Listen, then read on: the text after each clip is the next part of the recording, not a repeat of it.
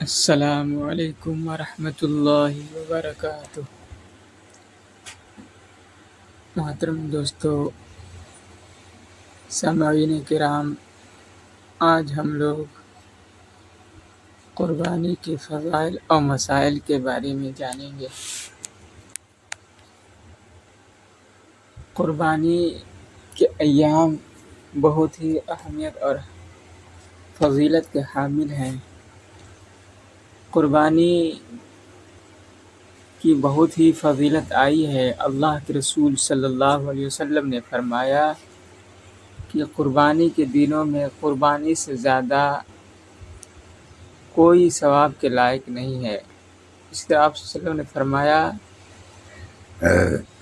کہ قربانی کا دن کے ایام یعنی ذی الحجہ کے پہلے عشرہ کا روزہ رکھنا سال بھر روزہ رکھنے کے ثواب کے برابر ہے، اور رات کا جاگنا پہلے عشرہ میں ذی الحجہ کے شب قدر کے رات کے جاگنے کے برابر ہے۔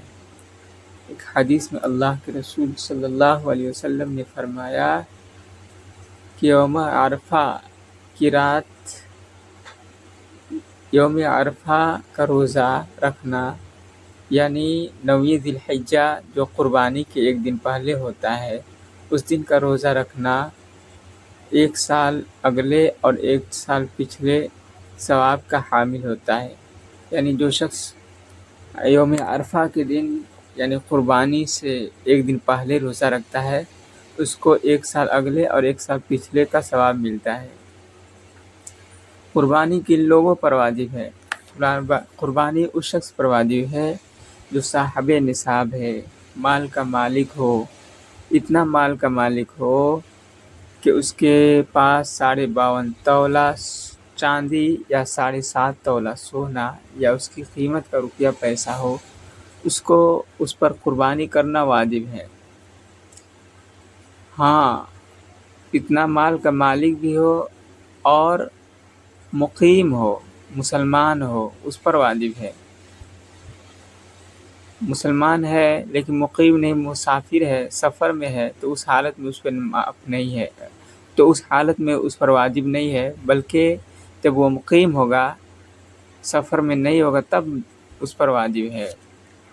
اسی طرح کوئی شخص ہے، غریب ہے، لیکن اتنا اس کے پاس مال آ گیا جس سے قربانی واجب ہو سکتی ہے، اور مان لیجئے 10ویں ذی الحجہ جس دن قربانی کرنا ہے اسی دن اس کے مال آ گیا، یا 11ویں ذی الحجہ یا 12ویں ذی الحجہ کا مال کا مالک ہو گیا، تو اگر 12ویں ذی الحجہ کے سورج ڈوبنے سے پہلے اتنے مال کا مالک ہو جاتا ہے کہ جس سے اس پہ قربانی واجب ہو جاتی ہے، تو اس شخص پر بھی واجب ہو جائے گی قربانی۔ جو غریب تھا اور اس کے پاس مال آ گیا تو اس پہ قربانی واجب ہو جائے گی۔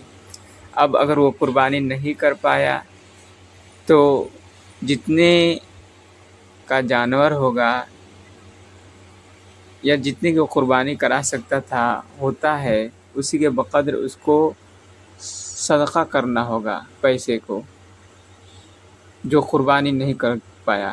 یا کوئی شخص تھا جس پہ قربانی واجب تھی، قربانی کا جانور بھی رکھا تھا، لیکن کسی وجہ سے وہ قربانی نہیں کر سکا، تو بعین ہی اس قربانی کے جانور کو صدقہ کر دے گا، کسی غریب کو، مسکین کو دے دے گا، یا مال میں مدرسہ میں دے دے، یہ اس پر واجب ہے۔ قربانی 10ویں ذی الحجہ کی نماز کے بعد سے لے کر 12ویں ذی الحجہ کے سورج ڈوبنے سے پہلے کرنا صحیح اور درست ہے۔ رات میں کرے یا چاہے دن میں کرے، ہاں رات میں کرنا مکروہ ہے۔ اسی طرح وہ شخص جو گاؤں میں رہتا ہے جہاں نماز نہیں ہوتی ہے، تو وہ قربانی عید الاضحیٰ کی نماز سے پہلے بھی قربانی کر سکتا ہے۔ سورج عید الاضحیٰ کی نماز کے بعد بھی کر سکتا ہے، پہلے کر سکتا ہے، صبح شادی کے بعد۔ ہاں، سورج طلوع ہونے کے بعد قربانی کرنا اس کے لیے بھی مستحب ہے۔ اور جہاں نماز ہوتی ہے عید الاضحیٰ کی نماز ہوتی ہے، قربانی کی نماز ہوتی ہے، تو وہاں پہ اس شخص کو نماز کے بعد ہی قربانی کرنا بہتر ہے۔ اس شخص کے لیے جائز نہیں ہے کہ نماز سے پہلے قربانی کرے۔ اسی طرح قربانی کے جانور ہیں جیسے بکری ہو گیا، خصی ہو گیا، دمبا، بھیڑ 1 سال کا ہونا چاہیے۔ اسی طرح گائے، بھینس یہ 2 سال کا ہونا چاہیے، 2 سال سے کم درست نہیں ہے۔ اونٹ ہو تو اونٹ 5 سال سے کم درست نہیں ہے۔ اگر قربانی میں کئی لوگ شریک ہیں، مان لیجئے کہ 7 لوگ شریک ہیں، تو 7 کا حصہ برابر ہونا چاہیے۔ اگر کسی کا حصہ کم یا بیشی ہوگا تو کسی کی قربانی درست نہیں ہوگی، جائز نہیں ہوگی، بلکہ برابر برابر بانٹنا چاہیے۔ اسی طرح کون سا عیب ہے جس سے قربانی درست نہیں ہوتی ہے؟ تو وہ عیب ہے جیسے جانور کانا ہو یا اندھا ہو یا اس کی بینائی چلی گئی ہو، ایسے جانور کی قربانی درست نہیں ہے۔ اسی طرح 3 پیر سے چلتا ہو، 1 پیر سٹاتا ہی نہیں ہے چلنے کے لیے، تو ایسے جانور کی قربانی درست نہیں ہے۔ اور وہ جانور جس کا سینگ جڑ سے کبر گیا ہو، تو ایسے جانور کی قربانی بھی درست نہیں ہے۔